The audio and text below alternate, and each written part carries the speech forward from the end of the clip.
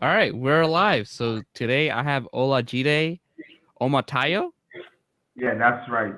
Okay, good. And Suzanne Kelly. So we're here, another LinkedIn Insomnia in the afternoon, and we're here to sort of have some fun. Can you Suzanne, you introduce Olajide because You I know, know you're gonna give a wonderful introduction of him. yeah, I was just thinking before. I said, what if he asked me to introduce him? What will I say? I was just envisioning this happening. Well, I mean, listen, I think he can probably do a much better job introducing himself, but he is an international table tennis superstar. His faith, his hard work, his commitment, his passion landed him in the 2020 Olympics in Japan. And then the pandemic hit. So it got shelved until 2021. And he's in Belgium now, training in Belgium. How long have you been living there? I just got here about 3 days ago, But and he's normally been like, I've I've been in Belgium for a year, but I got stuck in Italy for 8 months. I've been in Italy since February, so I just moved back here like 3 days ago. Wow. Yeah. So how when you found out you got into the 2020 Olympic Games, like what was the feeling? What was going through your mind? Because that's your first Olympics. Yeah. Since I was a kid, I've been dreaming to participate at the Olympics, and finally I was able to achieve this dream. I was so emotional, and I got my ticket to the Olympics this year, February, and and I was really excited and hoping that yeah, I am. I'm going to become an Olympian in a few months, and and the pandemic just came up, and I'm still here. But anyway, still practicing and hoping that next year I can give my best. But being a part of the Olympics is something I've been dreaming of since I was a Wow, child. that's crazy. Because I know it was your sister who inspired you, right? I think she was like a national table tennis champion. Yes. So She was one back then. Then I was 8 years old, and yeah, in my house we had the center table in our living room, and I was just playing with my other siblings, and she just walked in with her boyfriend. Back then, her boyfriend also was like a top player in Nigeria. He was also in the national team, and he could see how I was playing, and he just asked me that, would you like to play table tennis? And I said yes. And luckily for me, there was a local table tennis all about 500 meters to our house, and I started playing, and that was how I fell in love with the sport. wow. No, it's just interesting how things turned out. When obviously we all dream. When do you realize like, wow, I can do this? Actually, it got to a point. I stopped playing professionally. I moved to the United States. I was in New York, and I went for a tournament at a Korean club. And unfortunately, I won the tournament, and I was about leaving the hall. And the coach of the club just called me and said, "Omotayo, come. Someone is playing Aruna Quadri from Nigeria." That was 4 years ago at the Rio Olympics in Brazil, and Yeah. it was Aruna against Timobo, and Timobo is like one of the legends from Europe, and he has been number one in the world. And imagine someone from Africa, Aruna Quadri, won that match, and I was like, wow, Aruna Quadri is my teammate. I left Nigeria practicing with him, and I said to myself, if Aruna Quadri can go this far, I think I have what it takes, but I need to move back to Europe. So that was when I decided to come back. And ever since then, all my plans have been like positive, and I've been achieving so many stuff Nice, since nice. then. Hey, Kelsey, thank you for your wonderful comment. She's always supporting the live stream. I mean, Suzanne, how did you meet Olajide? we actually didn't really, he came to New York, what was it, like 4 years ago? Yes. Yeah, and so he was Westchester. he came to the club that I belonged to in New York about 4 years ago. We never spoke to each other. I remember him being there. We saw each other, but we never had the opportunity to like physically meet. And then we connected on Facebook shortly after he went back. and back home. And then we've just kind of been intermittently in touch ever since then. And the work that I do, I'm always looking at executives, and I do a lot of diligence internationally. And I look at what their what their attributes are. The ones that are that fall into that realm, that are like the 20%, the rare unicorns, and they all have the same attributes. And it begins with faith and hard work and strategy and a willingness to do whatever it takes to execute that strategy. And I think, I've always been impressed with Omotayo. That's what I call you. But I've always been so impressed with him because he has all of those qualities. And so he makes it look so seamless. But really, he has this willingness to do the work and the faith to really believe that things are going to work out favorably for him. It's I don't know, I can't really explain it, but it's so impressive.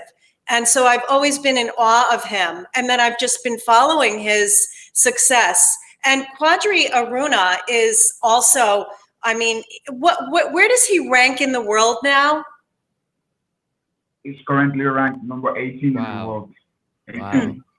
Yeah. And by the way, in those Rio games, if I'm not mistaken, he played the number 1 player in the world at the time, right? Ma Long? Yes. Yeah. Yes, he lost in the quarterfinal. Yeah. Yeah, but he was kicking Ma Long's butt, right? Yeah. Wasn't it like 3-2 or something? It was a tough match, yes. Yeah. Yeah, you're right. And nobody from Africa ever got into the quarterfinal stage. So it's really a big achievement for everyone from Africa, So have you seen table tennis pick up in Africa? Yeah, over the few years, now that we have 2 big stars from Africa, we have Aruna Quadri, we have Omar Asar. They are both top 50 in the world, and they've been there for many years. I think they attribute a lot to the sport, because whenever World Cup, men's singles, they are always there and they always give their best, and they are always among the best. And this has made table tennis popular in Africa. It's becoming a very big sport in Africa. No, it's just cool to kind of see just different sports go around the world, because the Olympic Games just brings everybody together. And so now, what would you say, how many times a week or day do you practice? It depends. Normally, without this pandemic we're all facing now, we professional players tend to play league matches every weekend. So I practice twice a day, Monday to Friday. And on Saturday, I have league matches to play. And on Sunday, I have a day off to rest. But now that we barely have matches, also so many league matches have been cancelled because of this COVID-19 that we are all facing. So I'm practicing 6 times a week now, 2 times per day. So how long is a practice, and what do you do during a practice? In the morning, we practice 2 hours, 30 minutes, and we finish by doing some physical fitness, about 30 minutes, and we repeat the same in the afternoon. And during the week, the coach gives us instructions to play matches. So this, he can know what we need to improve on, because now we are not playing any tournament, and we need to play many matches as possible, because that will enable us to see our errors and in terms of what we need to correct and all. So everything has been going on good. Janayat, I just want to say one other thing too. I really believe in my mind and in my heart that table tennis is one of the most underrated sports there is. It's so technical.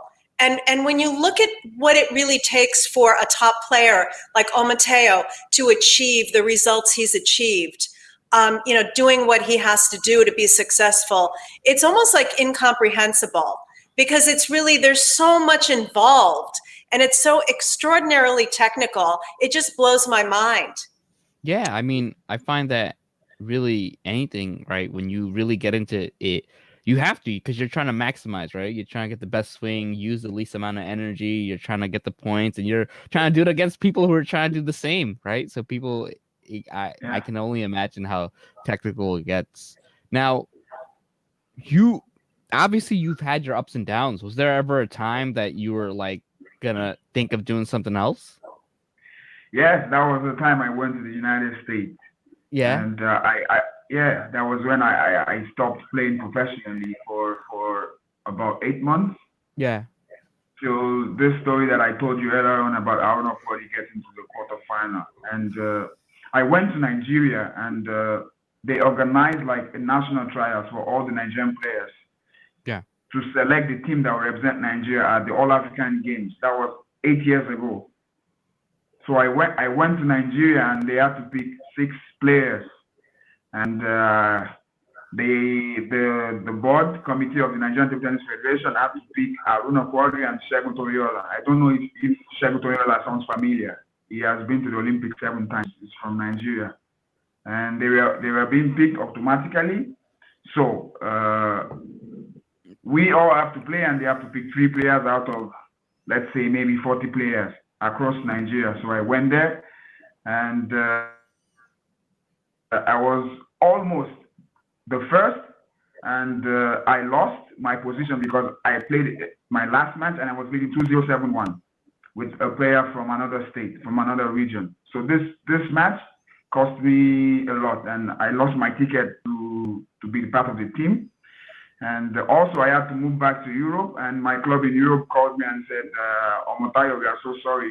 We don't have the same sponsor we had last year, so we cannot afford to pay you and do so many stuff. And I was like, what am I going to do now? I cannot stay in Nigeria.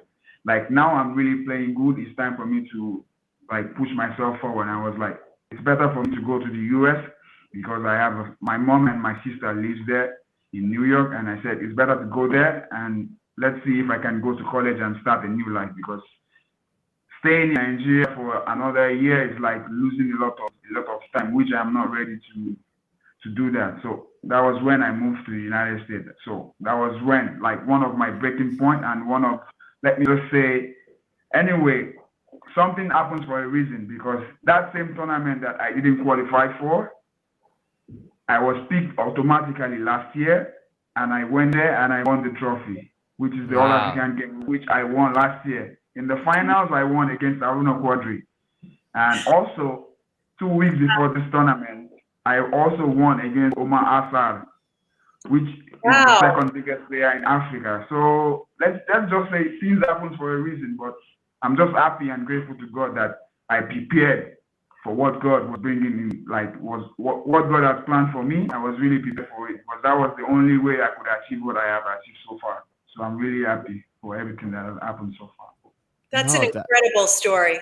That's amazing. So what got you back into it? So obviously you were thinking about going to college, starting a new life. What got you back into it? What made you realize, like, you know what, let me get back into this? What really made me went back into table tennis was because of this match I saw, like this Olympics, the round of 16 match against Aruna Quadri versus Timo Boll of Germany. You know, having seen someone who was my teammate, someone I practiced with a lot, went to the Olympics and got to the quarterfinal. It's like I can see him as a point of motivation for myself. I can also do this. I just need to believe in myself and do the needful. When I'm talking about doing the needful, is like going to a professional club and investing in myself. Because eventually, when I came to Europe, I invested all the money I was getting from the club. I was using it to travel here and there for professional tournaments, because there are so many tournaments each month across Europe, in Asia. So I was using all this money. So everything that I did, it really paid off for me. And here I am today. I'm really happy. Now, what the 8 months when you came back, how was it that were you still playing, or you had to come back? I was playing. I was in Rochester. I was playing. I was really lucky. They had a Chinese player there. His name is Kai Zhang.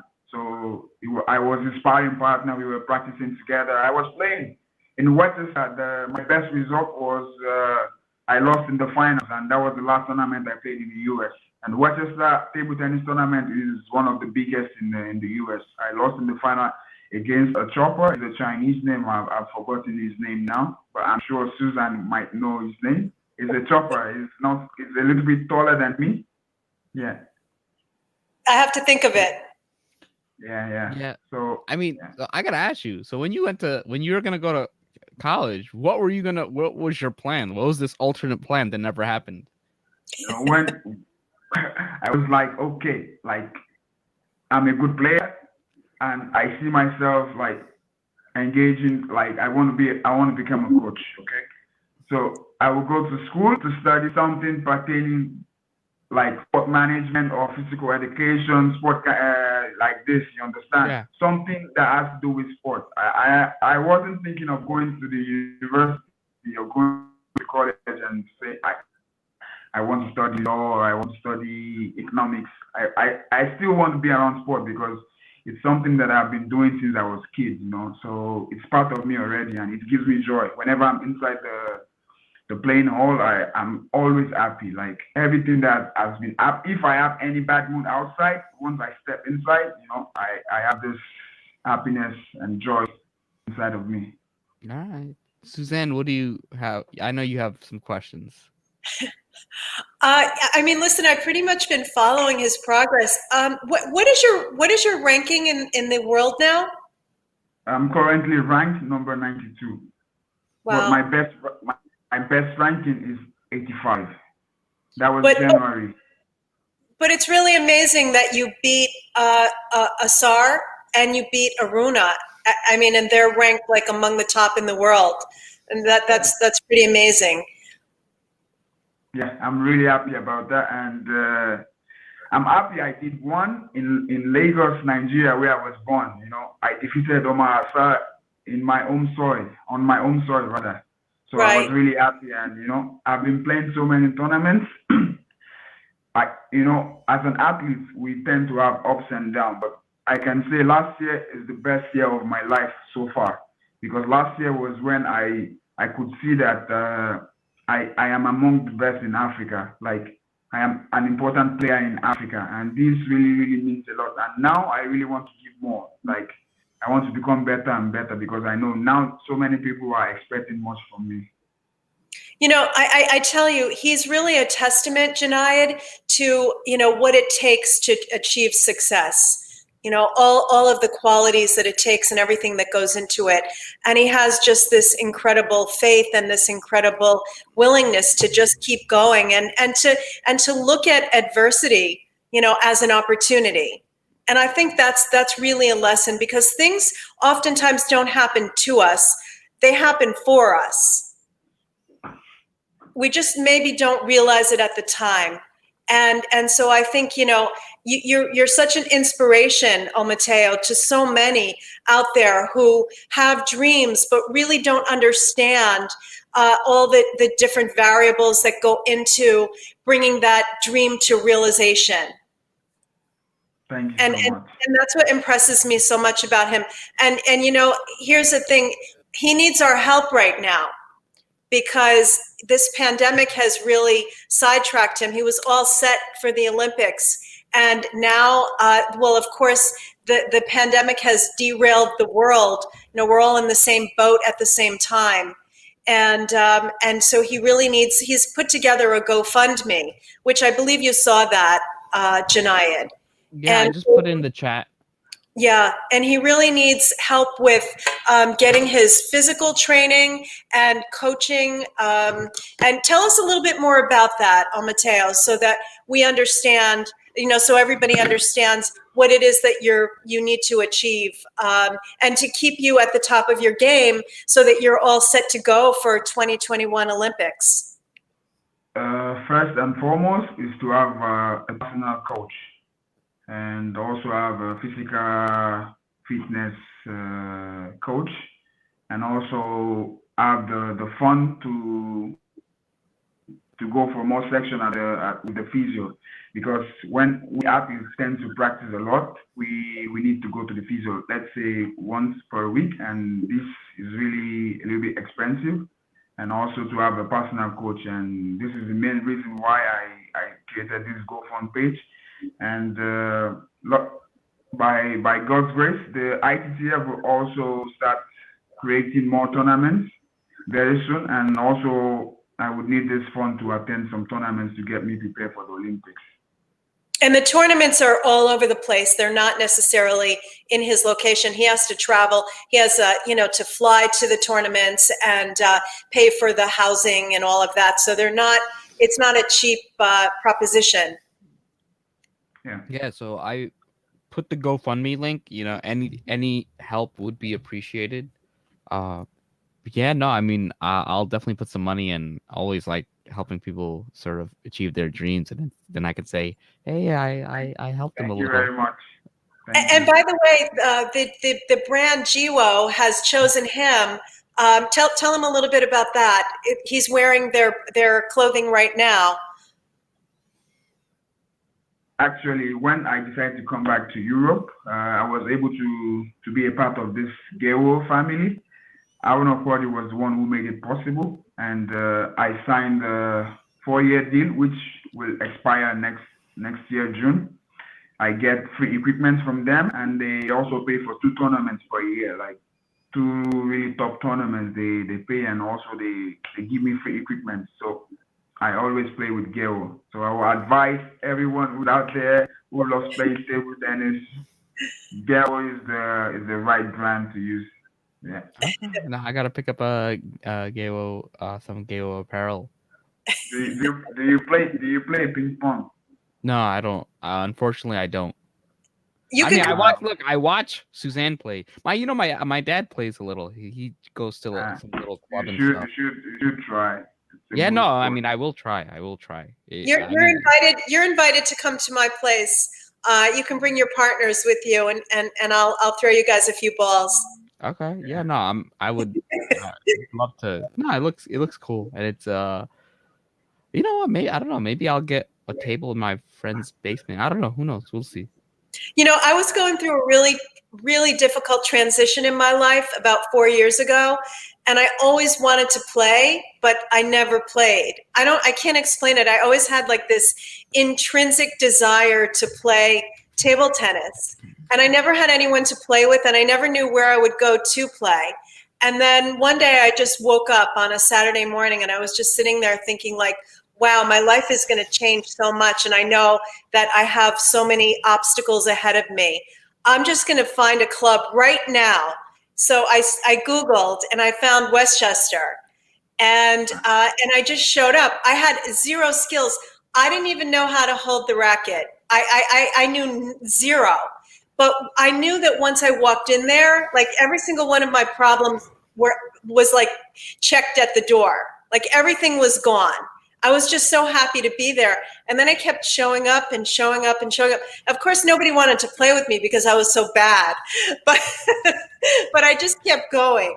And now, now I feel like, I can definitely, before I couldn't hold the racket, and now I can hold my own. Yeah. No. Yeah, you've improved a lot. I do see the videos you post. You've improved a lot. Thank you. Thank you. Yeah. And I intend to improve a lot more too. Yeah. So do you, Olajide, do you coach anyone right now, or it's just purely yourself? You come again, please. I couldn't hear that. Do you coach anyone? No, I don't. Do you see yourself becoming a table tennis coach in the future? Yes, I do. Definitely. Once I stop professionally, I will do that. Yeah. I mean, what else goes into outside of the training? Like what else do you, because obviously you have your 2 things. Do you do anything in terms of like mentally to sort of prepare? Do you do things of like, hey, what else do you do to stay on top? Because the physical and the training is one aspect. What are some other things?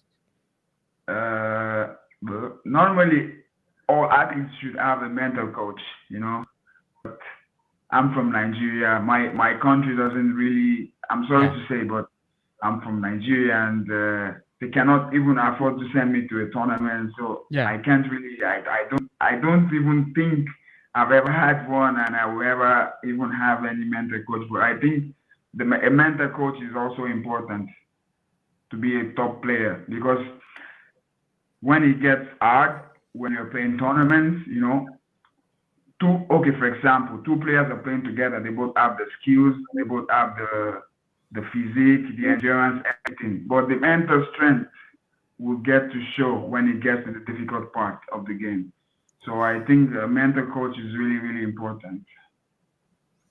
What else do you do, like in terms of like, do you keep a strict diet, any of that stuff? So to train myself mentally, do you know what I do? No, I I play want to video know. games. I Really? play video games. Yeah, I play FIFA. Okay. I play some games just to train myself mentally because I found some stuff online which says if you play video games also it could help you like train your mental ability, stuff like that. So that's what I do to Do you train feel it myself. helps in terms of the using your fingers and all that, the reaction times? I didn't get a please come again. Did you feel it helps with the reaction times using your hands and stuff on when you're playing video games? But let me just say, I can see that my reflex is very sharp. Like even when I'm in the kitchen cooking or like I'm trying to do something, if something wants to fall off, I think fast ahead. It's like ping pong is like you need to predict sometimes where the ball is going. So I think I have this supernatural power, like a Spider-Man sense, So I know what's going to happen. So I predict. Yeah, it helps. Yeah. It's all about reaction, right? Yeah, reaction. Yes. Yeah. So now, okay, so that brings up an interesting point. What are some other aspects of life where, table tennis comes in? Because obviously when you're cooking, you're thinking of like, hey, you're holding something. What are some other situations like when maybe sometimes when I'm working on the road, I see myself doing something like a shadow training, like maybe trying to like rehearse my technique. Okay, I have to go forward.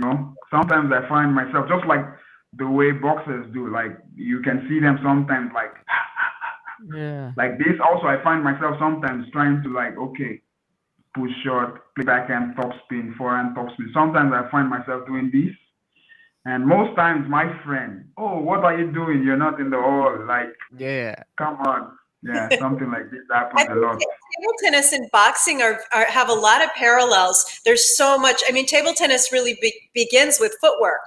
It's so much footwork, and boxing is all footwork. A lot of footwork and your core, and it's really interesting. Do you jump rope? Of course, I'm very good at skipping rope. Wow. I'm very good. Yeah. I bet. Yeah, I can imagine. Good. Yeah, I'm very, very good. So who did you look up to when you were growing up? When I was growing up, it was Segun Toriola. He won all African Games 5 consecutive times. He has been to the Olympics 7 times. I think. Wow. He has been to the Olympics 7 times, and he has won so many laurels in Africa.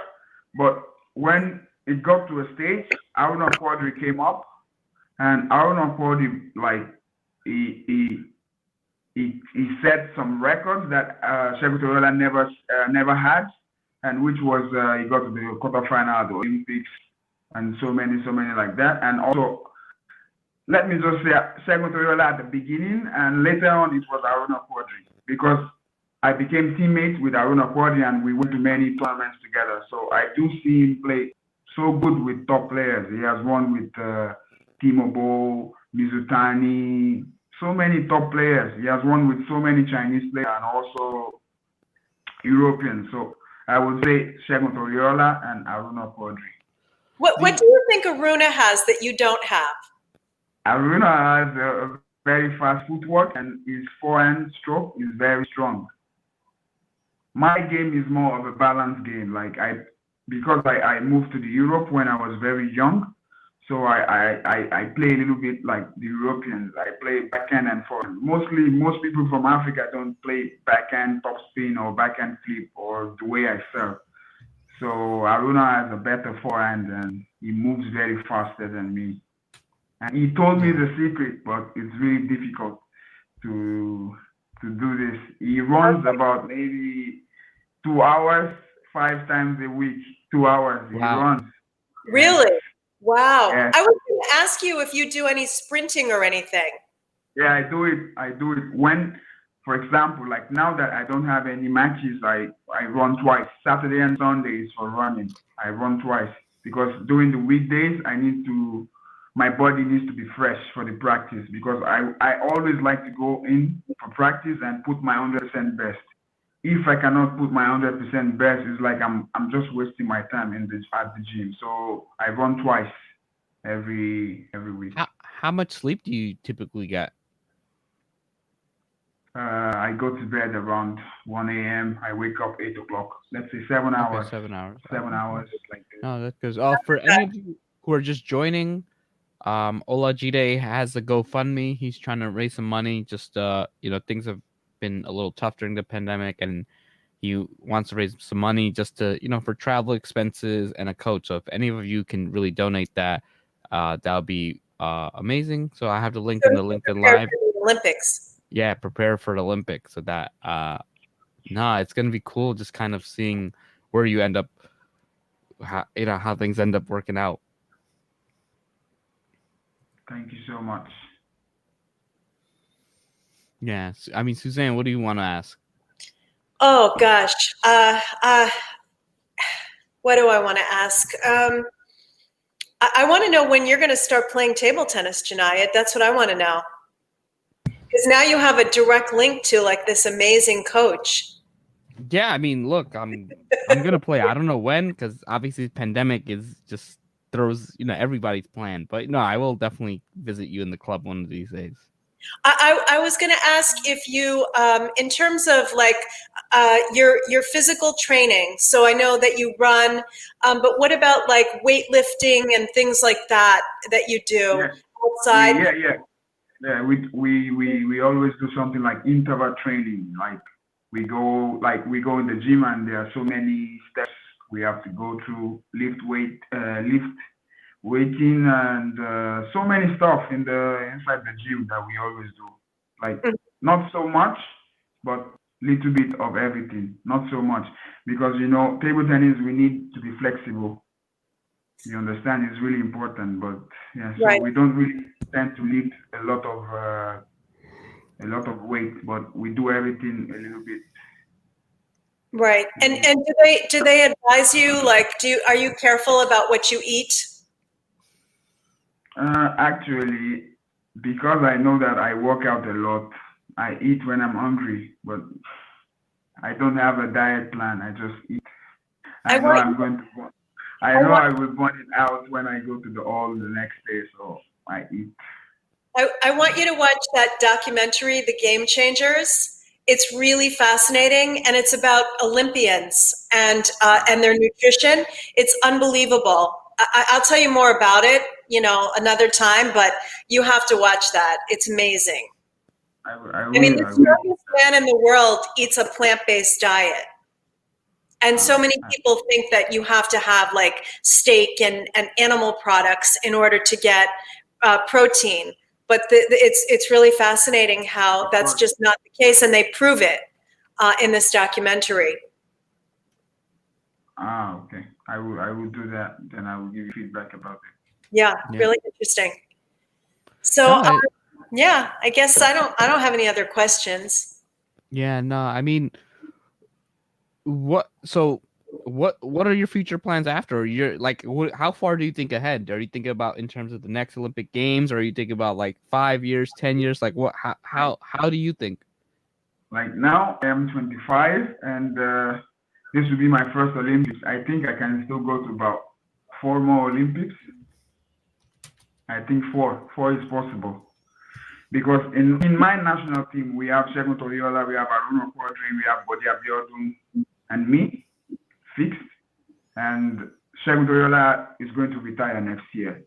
Aruna Quadri is 31 years old. Bodi Abiodun is maybe 37, 38 years old. So in the next 5 years, I will be the only one in the team with other new generations. So I think that is when the Nigerian team will need me more. So I have to be there for them. So I think I will attend, and I hope to attend at least 4 Olympics.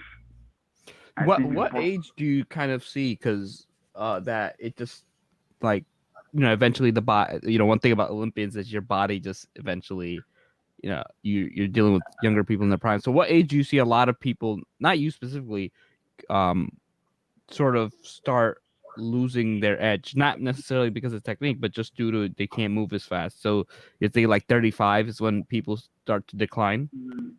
I cannot say 35 because Timobo is maybe 36. Let me just say it depends on the style you play. If you're this person that like all-round player that you are very skillful at what you do. For example, let me use Aruna Quadri as an example and Segun Toyola as an example. Segun Toyola is 45 years old. Aruna is 31 years old. Segun Toyola plays backhand and forehand, and Aruna plays only forehand.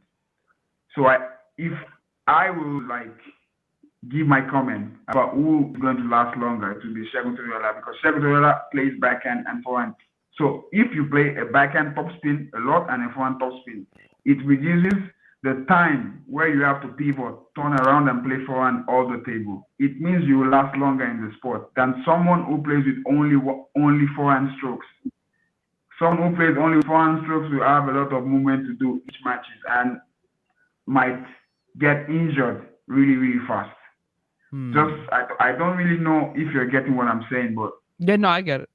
You're getting what I'm saying. Yeah, I'm pretty based sure on what little I know.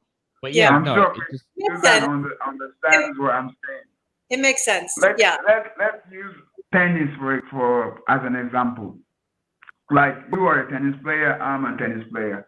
I am very good with the backhand and I'm good also with the forehand. And you are only good with the forehand. Yeah. I need to move more longer because my movement will be short down the court.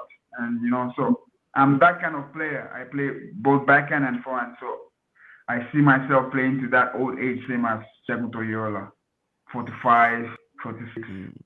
Yeah. So what are are there any advantages of just playing only, let's say, forehand? Let me say if you have a good serve, because when you make good serve, maybe the ball pops up, you have a good forehand, you can finish the point with the first shot. But if your forehand is not that strong, it means you have to play rallies, rallies. And if your opponent is very smart and able to place you on the backhand side, then you become the defender. And this is when the people who plays only forehand have many problems while playing. When did you sort of realize that you were like really good, right? Because obviously, first you pick up 8 years old, you're good. But when did you realize like, wow, I'm good? Like it was like 2 months after I started playing table tennis, because I was born and brought up in Lagos. Yeah. And my first tournament I attended, which is like a national tournament, I lost in the final. Oh. I was also playing football. I was like, wow, my first tournament in table tennis, and I am number 2 in my state. Wow.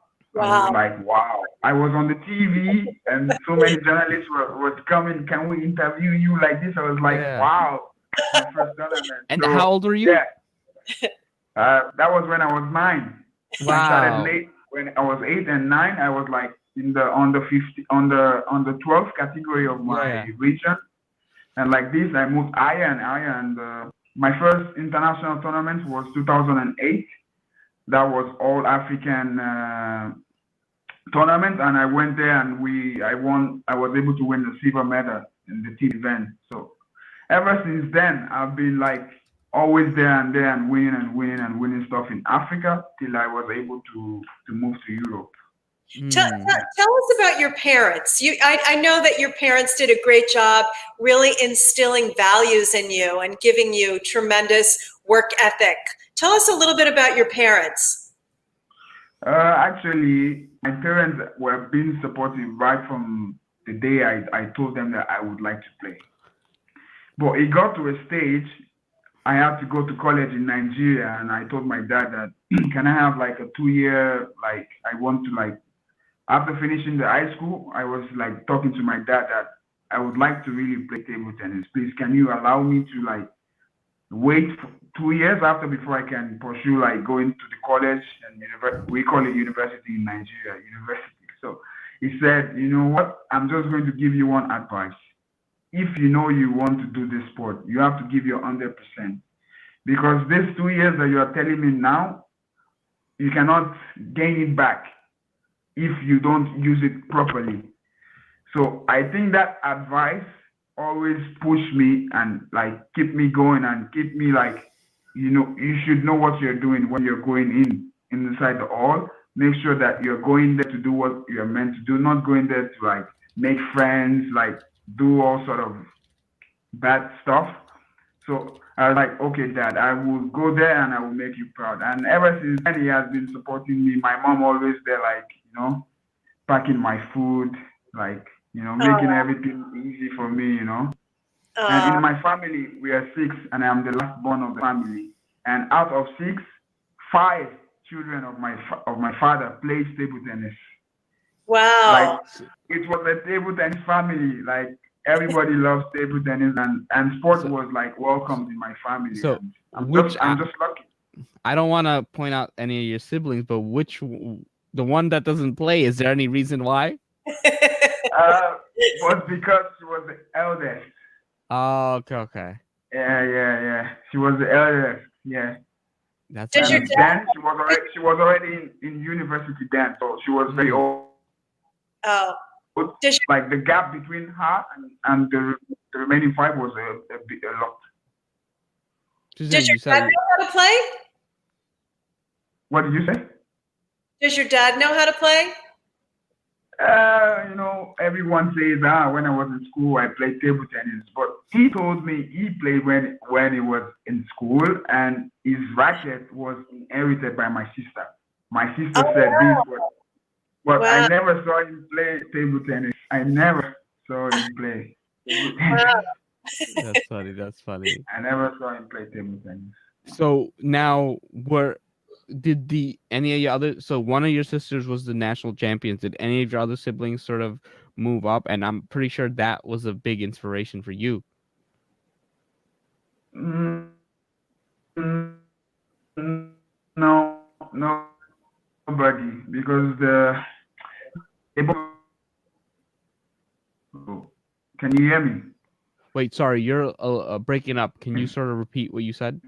Hello? Yeah. Can you hear me? Yeah. But Hey, can you hear me? Hello? Okay. So now now we can. So say it again. You were saying something got cut off. Yeah. I said it got to the stage, Oh, no. The pressure was too much, and they all stopped. And they all went to university and did different stuff. But they still play. But just so do they fun. play you? Yeah, back then when I was very young, they win with me, and I always cry. And they always say like I was really short, so they put the ball behind the net. I go in for the ball and they play the ball back. It was really difficult playing with them. But after 2-3 years, when I was much more taller, and I was beating them. And when's the last time I had my payback? The last time you played any of your siblings? Let's say 4 years ago when I went to Nigeria. And that was the last time with my sister. I have another question for you, Omotayo. So I think the mental game is equally as important as the technical game and the physical game. And you see so many top players that play in tournaments and they compete and they kind of succumb to the pressure when they're getting beaten. You can actually visibly watch them giving up.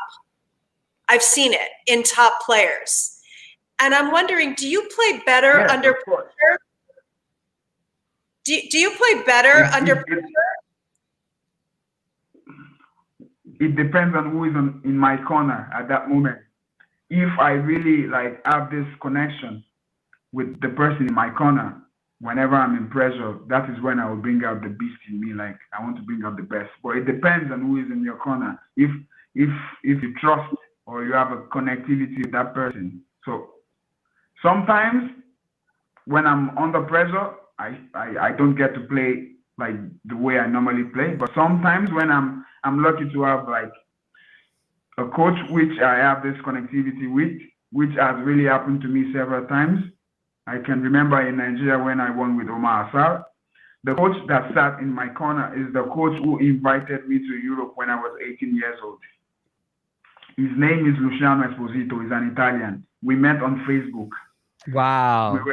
We were chatting for about 4 years, and he told me, Omotayo, I will come to Nigeria this summer for holiday. And he came for 4 years, and the fifth year was when I turned 18, because that was when I could play professionally for a club in Europe. You have to be 18 before you can move abroad to play. And imagine I've spent about 10 years with this person, and in Nigeria, he was the one who sat as my coach against Omar Assar. Omar Assar has won so many trophies in Africa, and we were 2-2. And 2-2, we had 1 set to go because the match was best of 5.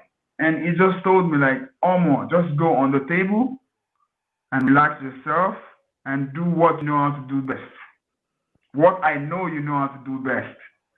So I just went in and I did what I could. And the last set, I won 11-2. You know? Wow. So it depends on who is in your corner. Yeah, it depends. And also at the All-African game, I had this coach who knew me when I was really young, and I almost lost at the round of at the quarterfinal stage against Ale Saleh of Egypt. He's also a legend in Africa, and it was also 3-3. And this told me, like, this is All African Games, the biggest title in Africa, you know. So sometimes it depends on who is in your corner. And I've lost so many matches also, 2-2, and my coach has nothing to say, or he's also like, he's feeling shocked, you know. So sometimes it happens, and it depends on who is in your corner to like pump you up. But don't you think your faith comes into the picture as well? I mean, you have tremendous faith and you have a really great attitude. So don't you think can you like visualize your success? I have faith in myself. Like, really, I know that I can be among the best. I'm already among the best. I just need to become better, you know. And come to think of it, I came out of nothing to be something, and I'm 25 years old. You know, I have won the biggest title in Africa, which is the All African Games. I have defeated all the top players in Africa. So I don't have anything to lose, you know. It's just like I came out from nothing. So now, you know, I have something. So now it gives me more morale and gives me more determination to become better and better. Yeah. So I can see myself that there's a light behind the tunnel. So I just need to like walk through it and keep believing in myself, keep making a lot of sacrifice as I've been doing. I just need to do all of this, you know. If hard work is put in, success is already assured, you know. So if I put in the work, success will come. Yeah.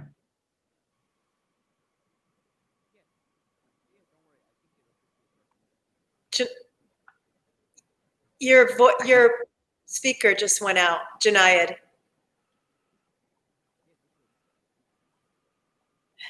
No, sorry. I actually had a phone call, so I turned off my mic. Just something going on right now. But no, I mean that it's just cool to like watch people's journey, and you know, I know you can make your 4 Olympics and all that. I mean, other than the Olympics, what's the next biggest games for someone in table tennis? The World Cup. Yeah, and that's every year or what? What did you say? That's every year. Every 2 years. Also, the World Championship. The World Championship is every year. The World Championship is every year. The World Cup is every 2 years. So, yeah. No, it's just very interesting. So let's slowly start to wrap up. Any final questions for Olajide?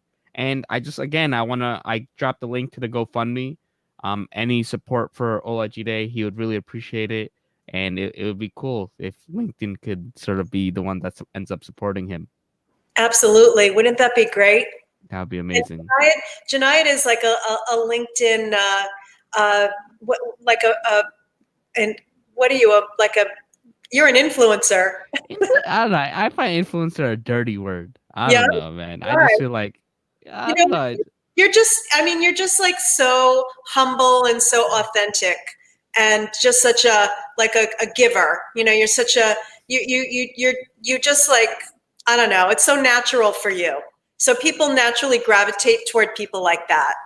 Yeah, I find a lot of influencers are not givers, right? They're just there for the fame and the glory and all that stuff. So that's I don't know. I just don't like the word influencer. Who knows? I'm just myself, and people follow that. So I like that.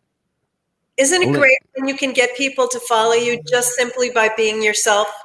Yeah, and I think that's what you want, right? It's like you want people who are doing what they want to do, who are following their passions, who are true to themselves, because especially today, right? You get a lot of people online. You can tell like the cars they're rented, or you can, in a photograph or a video is just one moment, right? Or it's 1-2 minute thing, and people can be anybody in 2 minutes, but when that's not who they are outside. And I think I really respect people who are who they say they are, who they portray themselves to be. So, that's who I want to be.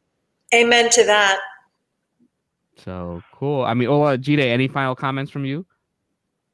I just want to say big thanks for this opportunity. I'm really grateful.